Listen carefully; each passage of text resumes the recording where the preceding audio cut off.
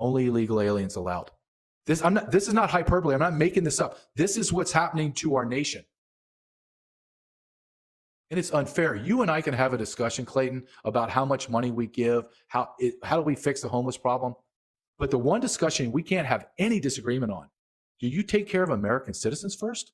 Or do you make them stay and sleep in the freezing cold while I take care of foreign nationals that broke our nation's laws and I give them everything they need? When I was coming out of those homeless shelters, the illegal alien migrant hotels, you know what I saw? I saw men wearing very nice clothes, extremely clean, watches, jewelry. Another thing I saw, Clayton, they were jumping in and out of vehicles that they bought that had no license plates, no anything. And I'm told by Chicago PD officers, we're not allowed to stop them. We know who they are. They get to drive licenseless, plateless, anything. Just, it's anarchy. It's anarchy. And I will tell you this. I talked to several lieutenants within the Chicago PD, and they told me the plan was to have no plan, meaning just chaos. These are soldiers, frontline law enforcement guys telling me this is a disaster. And they tell me also the DNC comes in August. They said, prepare. It's going to be beyond insane. Crime, rampant, BLM, anarchists, illegal aliens, gang members says, we're not prepared. That's a quote. We are not prepared. That's why you're seeing the DNC thinking about canceling their convention. And you said they're not prepared. The Chicago PD says we're not prepared? Chicago, this is a quote. Chicago PD lieutenant told me, we are not prepared, and our federal partners are extremely concerned because we do not have a handle on anything.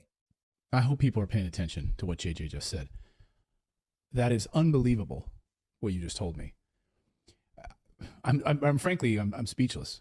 I mean, and I'm like on the verge of tears, to be honest with you. Like, I can't freaking believe that this is happening in the United States of America right now.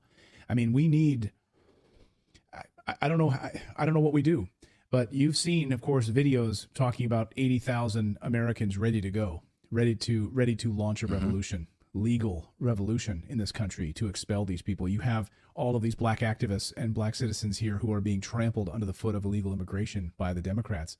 And they're saying we're about to go to war. And what is the Biden administration doing right now? Literally the same day I'm talking to you, Rachel Levine, who's the trans, Surgeon General or whatever the hell he is issuing a statement saying the number one threat to black Americans right now is climate change. So this is, I'm not making that up. It's funny. You got to laugh or you're going to cry. I know, like, this is how out of touch these people are. I mean, I hope next time once the treason documentary is done, I hope you go to these black communities in Chicago and do another documentary on how climate change is the number one thing that's affecting them right now. Because all that frostbite that they're getting is a direct result of climate change. I mean, it's absolutely infuriating. And of course, we've covered, of course, all the NGOs and the number of the funneling of this money here, this migrant center. But I just got to ask you, I mean, what does it seem like it's organized? You hear from these different activists who are talking about there's a war coming. Are they all on the same page with this? Are they talking about what's coming? Are they actively preparing for something? I mean, you talk about this sort of tinderbox moment. I guess I'm more worried about sort of the explosive moment, you know, the start of World War I moment in the United States. What will be the shot heard round the world moment? Will we have a George Floyd style moment that will be used to rally? And or do they seem like they're all on the same page with this? They're all on the same page. And I can't reiterate this enough. I'm talking to men that have been out of prison for a year or two, spent 2.5 decades in prison, major gang members. The creator, I sat down with the founder of the Black Disciples. They're all telling me, from there to the beautiful woman that works in the soup kitchen that's overworked out of her mind, to street pastors, to a mega pastor, to politicians and precinct leaders and everyone in between, not knowing that I'm speaking to everyone else, right? Like I'm walling everyone off. They're adamantly, we're going to war.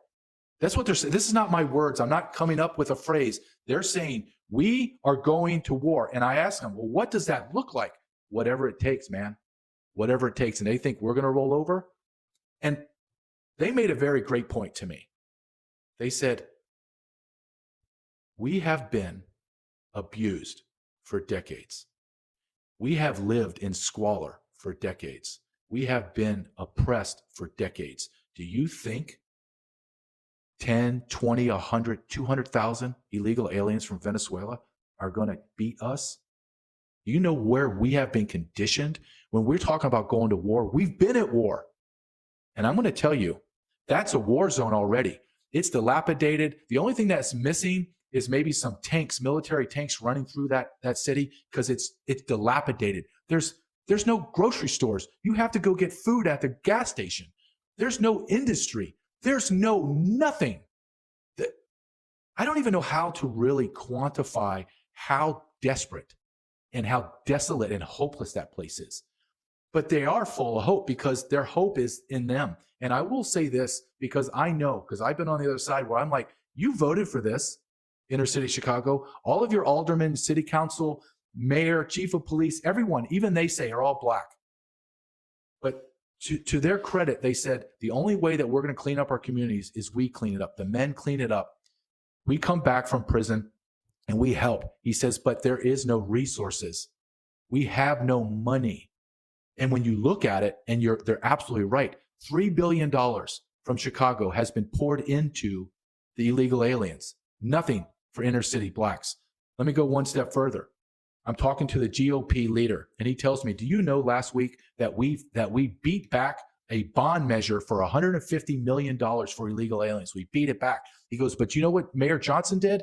They did a circle around and they took out a loan, not for $150 million, but for $1.25 billion. And all of it is earmarked for illegal aliens.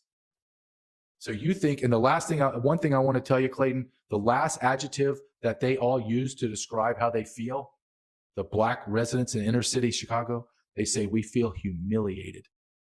When you combine resentment, anger, and then you throw humiliation on with a dose of no hope and devastation, that's a recipe for disaster, dude. And I lived it. I was there 3 days straight just filming and talking. And I came away flying back to my suburban, very police-oriented neighborhood that I don't worry about anything except take care of my wife and my son. I'm flying home and I'm thinking, what did I just see? What world am I flying from? That was not America. My partner in this, Ryan Matta, and I were talking, dude, where did we just come from? That's how bizarre this whole thing is. And the federal government is doing this to America on purpose. War, revolution, use whatever word you want, but it's coming to the United States of America right now.